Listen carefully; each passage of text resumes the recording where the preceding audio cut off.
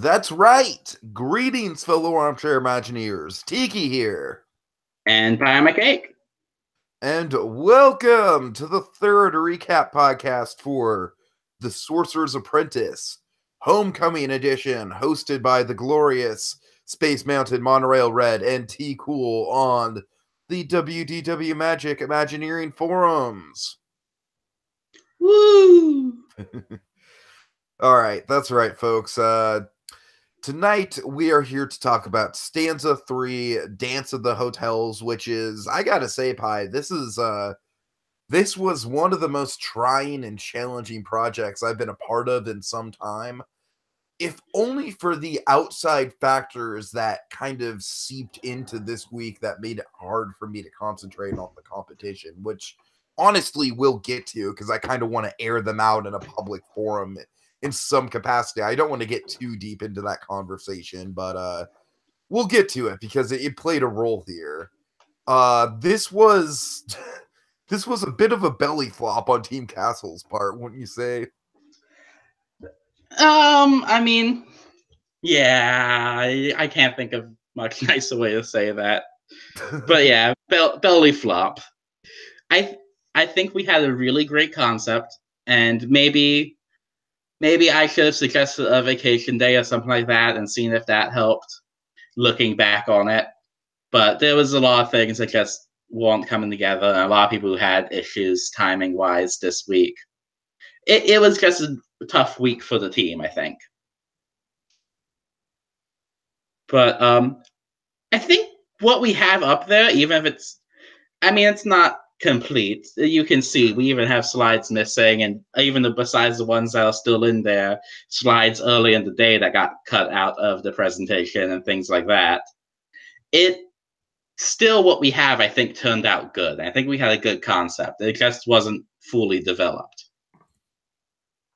At the end of the day, I think it comes down to the simple notion that Team Brava had a far better execution than us. I think they had a much more professional, much more fully complete project.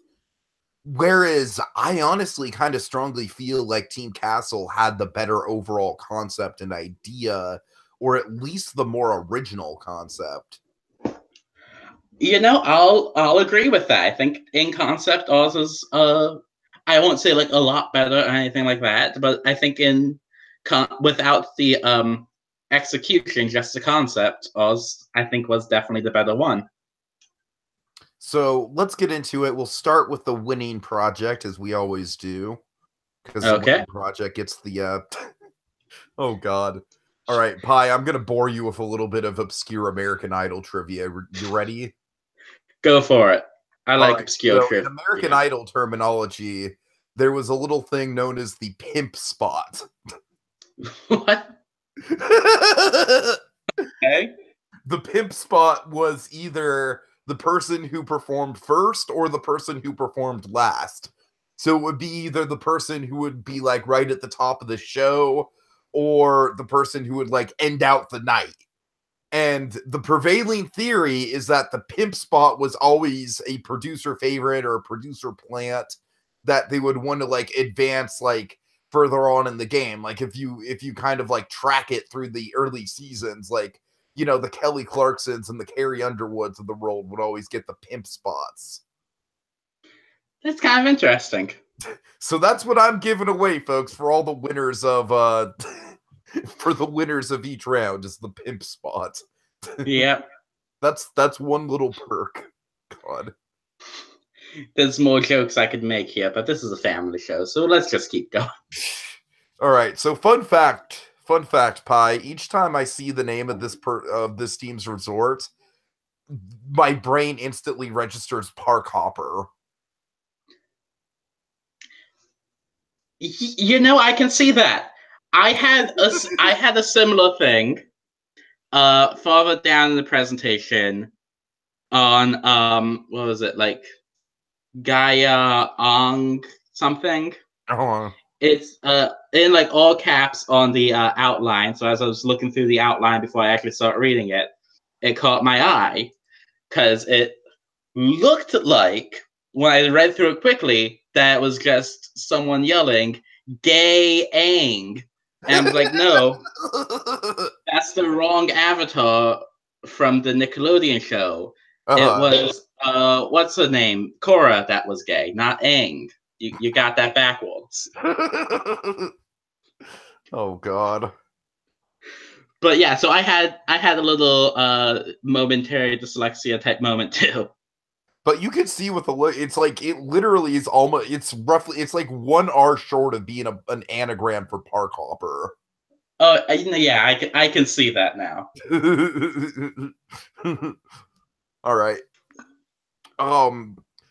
So honestly, I don't really have a ton to say about this resort on an individual, like, component to component point of view. But what I can say about this resort is that it does everything really well. It's not flashy. This might be the least flashy project that we've seen so far in any of these stanzas. But I honestly think that kind of serves to its benefit. Yeah. Pi, I'm not someone who's a sports fan by any means. If I went to this resort, I would definitely not be doing the ski slopes. But I think one of the things that really makes this project stand out is just how much there is to do at a resort like this that goes beyond just like, oh, it's a ski resort. You go and you ski and you have the ski lodge and there you go. There's so much to do, and even on the off seasons and things like that, which that was my concern about a ski resort in general. Which I'll just briefly say before we get back to their project. I don't remember if you remember this, but there was one of the things we were talking about early on Team Castle about doing a ski resort in New England. But we eventually decided against that. And one of the reasonings was that, well, okay, ski resort's really popular in the winter. Sell me on it during the rest of the year. Mm-hmm. And that's something I feel my worries aren't like completely pushed aside with this presentation, but also there's so many things to do that I don't see it being like completely dead in the rest of the year or anything like that. Certainly. My favorite element of this was probably the village. The village was pretty. I like the Tintin in the one picture. Did you notice that one? Yes. That I don't. I'll be honest. I don't fully know the context for the Tintin running joke. Oh, but I appreciate it. Infamous. I know the movie. I think the movie's good. It would make a good ride. Basically, okay, to make a long story short, what happened was there was a Tintin project that was the winning project in a really close round. And essentially one of the biggest arguments in the history of the forums broke out over if Disney logically could get the rights to Tintin as a property or not. And it was pages upon pages of a crap storm Pi. Over the most ridiculous, like, this wouldn't even be an issue today, honestly. Yeah. Like, that was a little before my time. if they have like Pandora and things like that, I don't think Tintin's an issue. That's exactly what I'm saying. Like, at this point, Disney can get anything. Yeah. Disney could probably get Harry Potter if they tried hard enough. They did try, but J.K. Rowling has control issues, and so does Disney. Yeah, I know, but I'm just saying, at this point, Disney... Oh, yeah, if they really want it. Everything. At this point, if they... I have heard, like, rumor, news things. It's probably not actually going to happen, but that if the next Fantastic Beasts movie doesn't do well, WB may be looking to sell their studio. So, you know, Disney might own Harry Potter. Honestly, I think the next Fantastic Beasts movie, like, I think that Jude Law's Dumbledore is inspired casting, honestly, but it looks like a hot mess. Yeah, I wasn't huge on the first one. I think it had some really good moments and good ideas, and I think the sequel, if it focuses on those things, could be really good. But at the same time, I wasn't huge on the first one, so I'm not like hugely anticipating the second one to be amazing.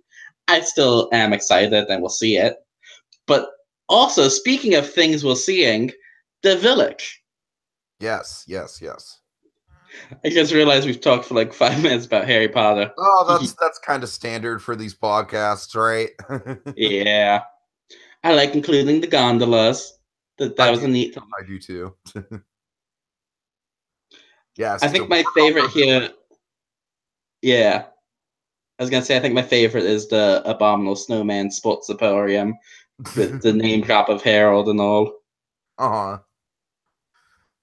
I just love the idea of what is essentially a downtown Disney, like a smaller scale downtown Disney, with the backdrop of this majestic snowy mountain. Yeah, I think that could just be so charming and so great. I mean, I don't know if it wouldn't be something that I would like fly out to go see, but it would definitely be something if I was in the area, if I was in the state, I might go out of my way to do. I'm not into skiing, and I'm also not the type of person who's going to be having a DVC membership anytime soon, so I probably won't actually wind up here, but I would want to. Yeah. I like how they even chose like a specific town to reference for the design and things like that. So much thought and care was put into like every part of this project. All the logos and stuff too, it all just looks so professional. Yeah. Like this looks like such a complete proposal, every part of it. Mm-hmm. There's not like a single detail that is missed. Which, honestly, Pi, going forward, we'll talk about kind of the rivalry building up between Team Castle and Team Brava, but suffice to say, I'm pretty damn intimidated by you guys. You know, the Avengers over there were doing pretty good. I won't sell you guys out entirely. I'm nervous of a Castle comeback. All right. But the Avengers, we got our heroes and all that. Well, what if Thanos just kills all the Avengers in Infinity War? I mean, we're like 5 days away at this point. Like, that's the big cliffhanger. It's like season 5 of Lost. It's like it literally ends with a nuclear bomb going off. We should see if after like the day Infinity War comes out, after that comes out, no one from Team Bravo just responds to any messages. We just all post in the discussion thread, be right back, gotta fight Thanos, and don't come back for like a week. Oh god. We lose a round of the competition, but we can meet at gold. All right. Pi, are you ready for what is by far the least realistic thing I've seen in any project so far? Okay, what do you call the least realistic thing? The least realistic thing I've seen in any project so far is this. I heard that McDonald's is coming back. Really? Yeah, that was posted on the rumors forum a while back ago.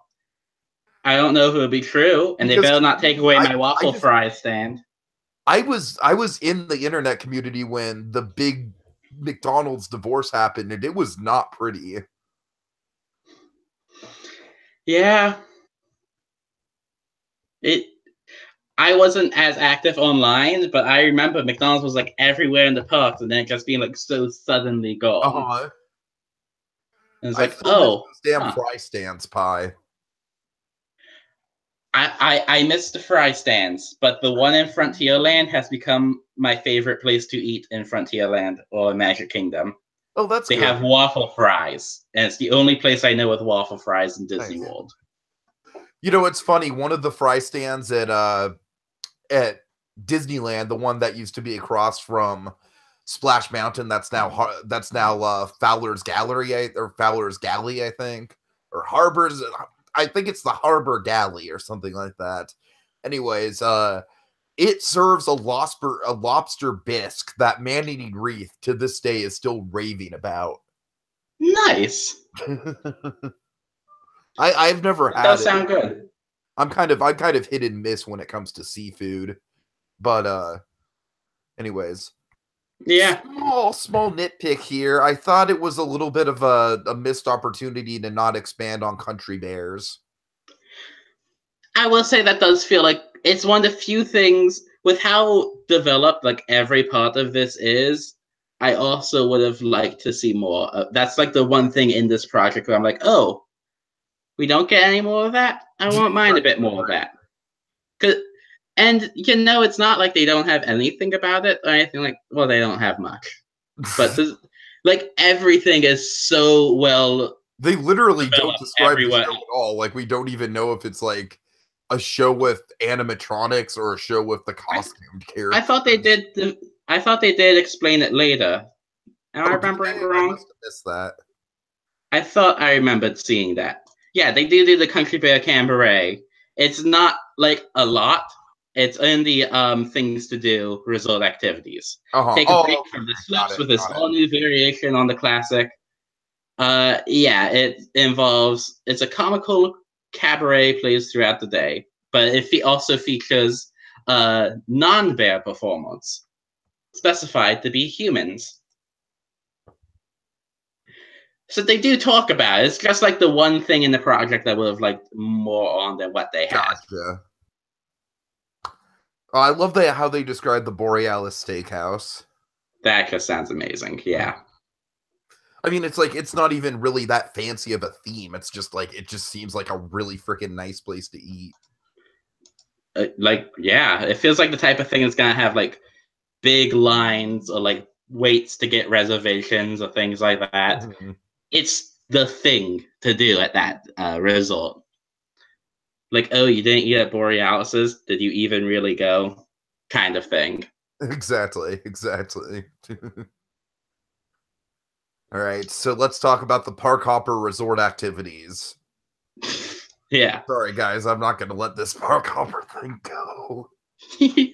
Wait, again, just to clarify, this is something that's completely on us for like seeing that. It's not like a mistake on the name, but also, that's all I can see too.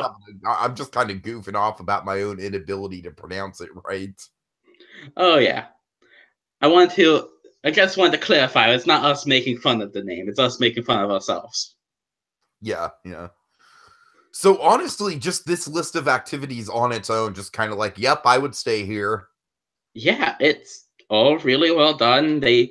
I love the color coding with what's included with your stay, what's in all season activity, or what's just in the winter or whatever. The color coding there is really, really good. Mm-hmm. Like, it's such a good, clever, subtle presentation aspect. Yeah, absolutely. And I think this whole project kind of beams with that sort of style and professionalism. Oh yeah. Like, the one thing I will say though, because I worked on the Google Doc that we used in the first 2 rounds, just a bit of advice that might make using the outline on the side a bit easier when you're making them. If you hover your mouse over one of the spots, there's a little X next to it. And if you hit that X, then it won't be on the outline. So that way you can specify what you want to be on the outline and what you don't. Because having this huge wall of every single activity getting its own spot on the outline is a bit intimidating to try and look through, especially with them all being all caps and things like that. And you would know, considering you worked on the second most infamously long Google Doc on the internet right now. Indeed. Yeah. The second most infamous. Yeah. But that's just my little advice from having worked with Google Docs a lot with school, and in Stanza 1 and Stanza 2, I did that with my team to make sure that wasn't like, oh, with all the rides we have room 1, this, room 2, this, room 3, this, and God, it bogs it down. So that's my advice. It's literally the only thing I can say wrong with this presentation just looking at it. And it's like such a minor nitpick, but that's my one advice I can actually give of here's something you could do differently going forward. Mm-hmm. Yeah, I don't really have. I obviously I don't really think we have the time to, much like Channel Awesome doesn't have the time to go point by point through their infamous Google Doc. Oh, yeah. Shots fired! Shots fired. I don't know. Yeah. Honestly, I don't have the energy to go through like every individual activity here, but just as a whole, it definitely sells me on wanting to book a ticket here. It does. And I like that little things like the Wandering Oaken Sauna is included with your stay. You don't have to get like a spy package or something like that. Mhm. And like just all the little things. The one thing that does make me laugh is where is it? It's just somewhere fun for queens and teens. Where it just says, but also I can't fault that because that is how things like that are listed on Disney sites and things like that. They never specify what it's supposed to be. In a way, it makes it more realistic. Yeah.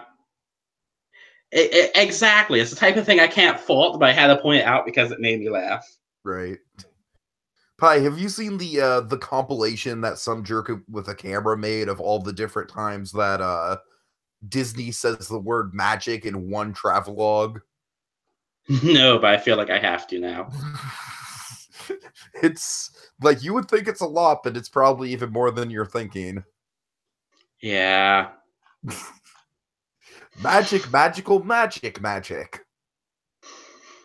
Anyways. Yeah. But yeah, overall, this is just a really great project. Maybe a few things could have been like they could have done a bit more of an outside the box idea than a ski resort or I feel like the ski resort was a safe choice, but they went above and beyond in terms of, delivering exactly. something that, They yeah, did so good with it. Maybe a bit more ambition or a bit different of an idea might have been a bit better. And I do still have misgivings about a ski resort as a year-round resort being practical for Disney, even though they did like make those a lot of those feelings go away. They made me feel a lot more safe about this concept after reading it. It's still something I'm nervous about. But overall, I think they did a great job with it. And the execution here is just so fantastic and detailed and well put together that it's tough to fault it for not having the most outside the box concept too much. certainly, certainly. All right. So let's move on to our project, the Walt Disney Studios Resort and Hotel. Which is the opposite end of the spectrum. If this was the one sentence competition, we would have won. But because like project is like the full thing and execution kind of suffered in a lot of areas, yeah, I probably agree with the decision that was made. Oh, yeah, I most definitely agree. I I think mean, we really started out on the right foot brainstorming wise. yes, and I think we had a lot of things that got developed, a lot of neat ideas that could have gone places that I think we made the right choice to go other places though. Like the big one that went back and forth was actually not just me and you, but it was a discussion me and you had and how we developed it is how we start with the road down this resort. Was he wanted to do one based in San Francisco, based connected to the Disney History Museum. Which was essentially for my own selfish gains of like, hey, I can design something in this competition based on like land that I'm actually familiar with. Which is interesting. And I remember in the brainstorming, you had just from like the one afternoon where you're like, well, this is the idea we could do. And we're like, okay, well, what, sell us on the area. And you were able to list like so many different activities and things that you only come with like a personal knowledge of the space. Uh-huh. But at the end of the day, it just was a side that we wanted to go international. And being so close to Disneyland, it was gonna be difficult to not make it a really small niche audience thing, and it just wasn't going to expand DVC. It was just gonna narrow in on it, which is why we wound up going international, but with the same resort concept, except in a different place. That's why we even have the connection to the what's it to the museum with the sister branch.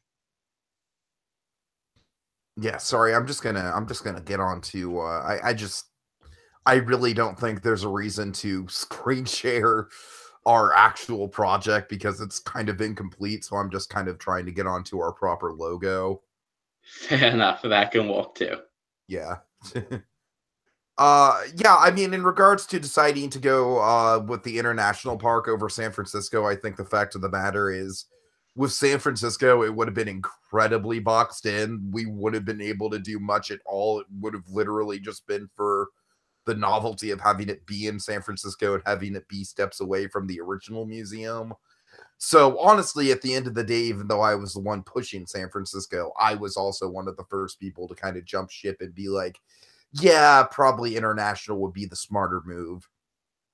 Yeah, and we came together, and it took a little bit just because, again, people were so busy this round that we had so little activity for a lot of it. But once we were able to get everyone on the same page, we got this together and things like that. And I think we came up with a good concept and a lot of good ideas. Yeah, I love how our concept was a mix of like old school, like 1930s, 1940s Disney studio with the Carolwood estate. I just Yeah. think those two things just blend together so well. Yeah, that was. I don't know if he was the one who exactly had the idea. I can't remember who had the first idea to blend those concepts. But Magic Feather was the one who. I'm pretty sure I suggested the studio. I'm not sure who solidified it. Yeah, I can't remember exactly. But I know the Carolwood entrance and all, that was a lot of Magic Feather's doing. And he did a great job with the entrance in the lobby. Or she, I think. Yeah, Magic Feather. She, he, they, whatever. But yeah, that was a great idea, and I think our team had a lot of great ideas going into it. And a lot of what was fully finished and written came together pretty good, if a bit undetailed in some places. But yeah, I think a lot of it, what we have, turned out good. We just didn't have enough. And then Thursday rolled around, which that was when Channel Awesome made their second response to the to the change the channel nonsense. And Pi, I don't want to bore you with the details, but that took a lot out of me. I hear you, man. It's been a tough week. That was kind of the point where I was just honestly, if I'm being honest with you guys, I was considering dropping out of the competition when that happened. Not because I wasn't into the competition, but because when that happened, it was essentially shattering something that I had loved for 10 years of my life and something that I had followed for 10 years of my life. And it was shattering a community that I had been so passionate about. And so, I mean, it literally felt like the death of a loved one or something. I mean, it's still a really fresh wound. It's hard to believe that happened like a little over a week ago. I mean, it feels like the impact of it is just like kind of radically changed everything for me. So, so with that in mind, Pi, I was kind of, I feel like there was a lull from like Wednesday to Friday in our brainstorming, and I was kind of a big part of that. And you know, we kind of had that moment where Space literally had to come in and give our team like the tough love inspirational coach moment at the you know, at the top of the third act of an inspirational sports movie. You know what I mean? Yeah, well, it wasn't. I mean, yeah, you will go on, but it was like we had like the first day or two where everyone was really active and together. Basically, Then there was one day where a good portion of the day was just the museum. yes. But up to that point, we had confirmed we were on the museum, and there was like after the first day or two, there was one day where it was just like me and you and other people involved too, where we settled on the studio's theme more or less as our idea. Then there was a day where other than I think it was like one, maybe two messages. When I look back at it, the only two people on were me and Magic Feather, and we worked out some of the details of the resort and like building locations and things like that. And then there was at the end of that day a post that was like, okay, so this is what we have so far. What else do we need? What do people want to do? How can we start working on this? And then there was like a solid almost 24 hours where there was like not like hardly a single comment. Which that was probably right in the thick of the channel awesome drama for me. Exactly. You were away because of that. And I know a lot of other people, I'm sure, had reasons and things like that. But at the end of the day, it's been like a couple days where there was very little and like dwindling, increasing activity. And then Space came on and commented in our thread and left like a couple messages, and a lot of our guest judges commented things too. And was like, hey, you guys haven't done anything. And like, you need to do things if you're gonna win this. Like, you guys, like, they were nice about it and things like that. It was like a tough love moment. They were tough how they had to be. But No, it was like I a list. think it was a tough love moment. I think tough love is. I think Space Yes, would agree with me on the wording of that. Honestly, it's tough love, but the love was definitely there. I mean, like, it was definitely a look. You guys are better than this. You all have time. It was also that day Space had watched and seen people comment or like things elsewhere on the forum too. So he knew that most of the team had been online that day. But anyways, Space gave us a tough love speak and was like, hey, if you want to be a part of this and winning, you gotta be doing things and get started on it. Especially because Team Brava was a lot of pages ahead of us in brainstorming. And that was kind of kicking the pants that we needed, because within 24 hours of that message, the number of pages we had literally doubled. right. And we got things going. And well, things fell apart towards the end of the project because people wound up having less time than they thought they were going to in different areas, or things came up for people. We still have we got a lot of things done, and a lot of things turned out really great. And I think that we needed that to get going. So, any individual parts of the project that you want to highlight here? I really love the Carolwood entrance that Magic Feather did. I think that's probably, like, for me, the strongest element of the whole thing. The Carolwood entrance was fantastic, and also by Magic Feather is the the Hyperion Avenue concept art that has all the little like neat Easter eggs and details. There's like something in there for each teammate and all. So that was another neat thing. Go ahead and screen share that just to give some credits to. I love. Remember like roughly what slide that's on? I remember exactly. I have it up. It's on slide number 3. Oh, sweet. Okay. It's sort of an understated thing, but I think that I believe Michael did this. The room layout descriptions. I think he did a really great job doing realistic and tying it to the European audiences. The Mickey Mouse Park and pool and play area turned out really great too. That was something that we've had almost from the get-go with the project, like even back when it was going to be in San Francisco. Oh yeah. I mean, the ideals behind it changed back and forth, but this was the base ideal for a pool and play area themed to Mickey Mouse Park does date back to like day 2 of brainstorming. Right. But yeah, then I want to also give a shout out to that one because like later on in the week, Pixie Princess was added to our project. And this was the thing she did. So I wanted to say it was a nice first entry into the competition and all and things like that. Mm-hmm. Though it wasn't just her. Her and Disney Man wanted the brainstorming, and she was the one who wrote it. And then, of course, the museum's fantastic, by the way. Strategy to like come into games like a few rounds in and just like, oh, I'm gonna stealthily just like come in and kick some ass. You know, with her, you're right. She had the stealthy entrance, and so you want to be an Imagineer. This one was a stealthy entrance too. Maybe she should have made her Marvel profile pic be Black Widow, since she's like a spy sneaking in, or some Shield agent at least. But yeah. But with that, she came in but she was excited to do it, and part of the reason why she wasn't in it initially was because there wasn't any space. But she came in, she did that great, and then the museum you did is great. Possibly a bit more detailed than it needed to be with how undetailed everything else was. Yeah, Pi, I gotta tell you, that was another reason why I was just kind of like turned off from this project is I literally felt like I was on an island because I had the idea for the museum, but for me, I didn't have it in me to really contribute anything else to the actual resort part of it. So it was literally like, much like how the museum in our actual project is not officially tied to the resort in a business capacity. It's a nonprofit run by the family.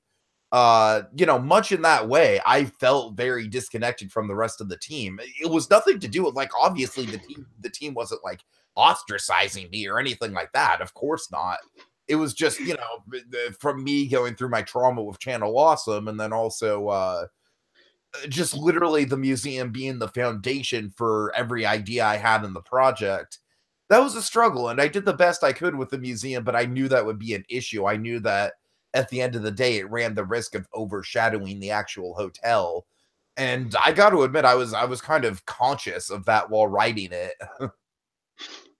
Which, yeah, and I can understand it. I had a moment like that. It was less noticeable because it was in the middle of the, what was it, 82, 83 page PowerPoint of Stanza 1. Well, not PowerPoint, but Google Doc. But I had that moment with the, Rapunzel ride I did, despite being like a C ticket, a C ticket and one of like many things. It was like the longest, most detailed ride description we had when it was in no way needed to be. Where this is a lot less extreme of like long and more than it needs to be because it's so good and it does so many things. But I think it's more noticeable because it does run from page 10 to page 19. So that is, yeah, that's about 10 slides in a 20 slide presentation. Yeah. But I don't know if that's the fault of the museum or the fault of just the rest of the project not being super detailed. But despite being long, I definitely say it's worth reading because it turned out really great. I mean, I got to admit, there were some elements of it that I was a little bit iffy about. Specifically, I'm really not a fan of how I started it off with the Marceline recreation and then the farmhouse with the mud animals. I don't know, man. I think that was a little too out there. I liked it, but I can understand that. I thought it was a neat idea. Worked in the actual museum, and the actual museum is much more based on memorabilia. Yeah. I liked it, but of course I was comparing this to something like One Man's Dream in Hollywood Studios, which is a lot more focused on like the recreations and neat exhibits and things like that. That was my frame of reference for a Disney museum because I've never been to the Family History Museum. The Family History Museum blows One Man's Dream out of the water, I gotta say, but hey, I'm sure it worked for them. So, especially now that they took out like half of the space to be a meet and greet. Right. A very fun meet and greet, but still. Now, the two other rooms that I did kind of in that style, though, I like a lot better. I really like what I did with the war room, and specifically, probably one of my favorite details in the whole project is the room right before Walt Disney's death, where it's the recreation of the hospital bed with the map of Epcot on the ceiling. That was a neat one, I think. Because it's the type of thing that I could see it being really cheesy, but I think it would turn out really great. And I think it's a neat idea. That moment of Walt with, tracing the outline of Epcot with his finger, that being one of the last memories Roy Disney has of him, that always stuck with me in like Walt Disney history books and like the annals of Disney history. It's always been one of those, in a way, it's almost kind of like a tall tale. I don't even know if it's technically true or not, but I just feel like it's such a captivating, like, last note to go out on for Walt. It is. It's such a touching story and things like that. It's great. And of course, from the get-go, the Project City model was always going to be the centerpiece because you've looked up video footage of the Disneyland model, right? Oh yeah. Yeah, that thing, let me just say, awesome. When you worked at the museum, that was like the big spot that everyone wanted to be positioned at. Which, for people who don't know, the Progress City model they have at the People Mover in Disney World was one that was in Disneyland above the Carousel Progress, but it's also like what 30% of the full thing. It's not even. I don't think. I mean, Yeah, like, it's not even like a full pizza pie slice of it. right. It's just In like a they way, took a it's weird really just the square out of it. center. It really is just kind of like the hub. So Yeah, it'd literally be like making a model out of the partner statue in the grand spectrum of Disneyland. You know what I mean? yeah. It's the hub of it, but it's not like the whole Progress City. Uh-huh. So yeah, that would be cool to see the whole thing here. I would recommend that everyone who's interested in Epcot history, this has nothing to do with DVC or anything, but if who's anyone who's interested in what Walt's vision would have been like, go pick up a copy of Walt and the Promise of Progress City by Sam Genoway. It's the best Disney history book I've ever read. It's got a inch by inch description of what the city would have been like down That's to the cool. finest detail. That's very cool. It's such a good read, Pi. It's such I'll a have good to check read. it out. Oh my god. I can't recommend that book enough. Anyways, but yeah, I think that the elements that I chose to clone from the museum are make a lot of sense in context because they're all really popular kind of spots along the museum route, like the train elevator, the ribbon room, the Walt's death at the end is really powerfully done in the gallery, and I feel like you want to replicate that. In a way, the Walt's death room in the gallery is about the closest thing that the actual museum has to a recreation room, like I did like with the war room or the hospital room, because it really does simulate like this is a living room in the 1960s. Here's the rocking chair, there's the TV, the TV's playing news, but it really puts you in the time and place. I mean, I'll have to take your word for it, but it sounds like it, yeah. Anyways, all right, so at the end of the day, Pi, of course, obviously I'm not here to shout out or point any fingers or anything. We all have our issues, but unfortunately, it came down to a combination of some folks not being able to present their side of the work, and also the really dumb move we had of not actually focusing on the DVC content. Yeah, like Would have had a that. V8, right? Yeah, it.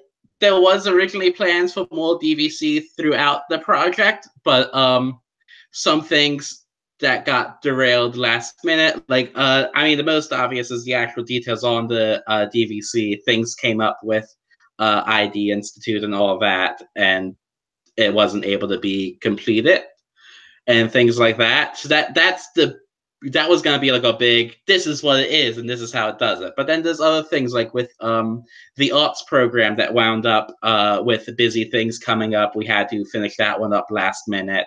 So the planned DVC inclusions got left out of that because it was written at like 11 the night before. Right. So we had, other than the mention some rooms in the room layout areas are DVC only rooms, and maybe like a little mention here or there, the only like specifically DVC thing we have mentioned was the Oswald Park pool. Yeah, not great. Not great. Yeah. I mean, the pool was really good. I wonder who wrote that. Hi. No, I'm kidding. I'm kidding. It was me, and I think Pixie Princess gave me some ideas she had for that one too. But again, she came in late and was running the other pool, so Uh-huh. she had some ideals for it. Since the ideal going forward was just the to have a pool. But at the end of the day, yeah, a lot of our DVC inclusions were underdeveloped, and a lot of things with like the art and the presentation wound up having to be basic and things like that. Like even the map is just that was just like a stand-in map while we were blocking things out. That it wound up being that no one had time to make the actual map, so I just added titles to it and just posted the layout we had already. But I think we still had a good concept, and while a lot of things are incomplete, the things that are complete, I think, turned out pretty good.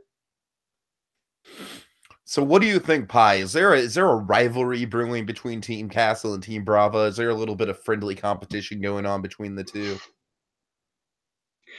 I don't know if I would say rivalry, but I would say there's definitely an interesting difference of styles and approaches. And I think it's a friendly rivalry. I'll go with that far. I think we have some fun with it. It's definitely friendly sides of a friendly rivalry. Yeah, I would definitely say that Team Castle is we're out to prove ourselves this round, Pi. Go for We're it. Come definitely back with out a to prove vengeance. ourselves. I gotta say, our idea this round, it's really out of this world. Oh. Ooh, are you doing like a Tomorrowland meets Adventureland? Is that your concept? I'm not giving any spoilers. I'm not giving any spoilers.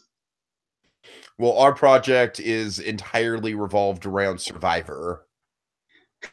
Nice. We're gonna You have just like have a Russell Rupert Hanson meet and greet. Community Idol coaster. We're gonna have Rupert's big roar. Nice. Like it's gonna be the Jungle Cruise, but every animatronic is Rupert. It's gonna be like 150 Ruperts. I'd ride that. Each one has their own individualized tie-dyed shirt. Yes, yes.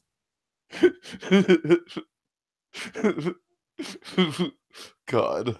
Anyways.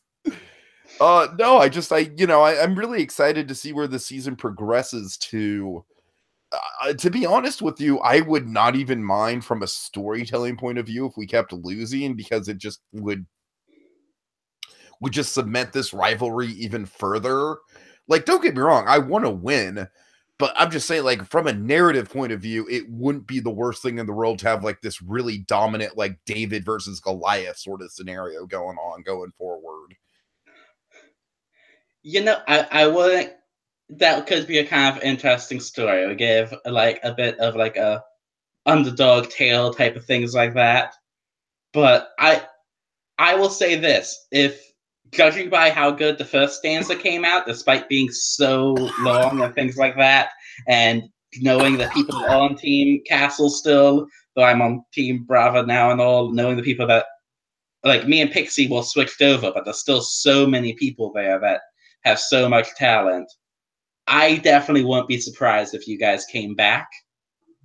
That being said, the Avengers usually come out on top. Just saying that. Of course, we're talking about a team who's literally never not come in first throughout the first 3 rounds. So that's something to that's something to be intimidated by. Yeah. So you heard it here first, folk. If Team Brava does lose, it's entirely because of me. God. All right. Okay, But, Pi, yeah. I think that will about wrap it up. We've been going on for a little less than an hour, like about 45 minutes or so. Yeah, I think so. Tomorrow you're going to be joining Dragon and I for a special commentary podcast on Spider-Man Homecoming to build up to Infinity War. Yeah. I think Now, I think kind of the scale on that in terms of how much we all like it is, I feel like Dragon loves Homecoming.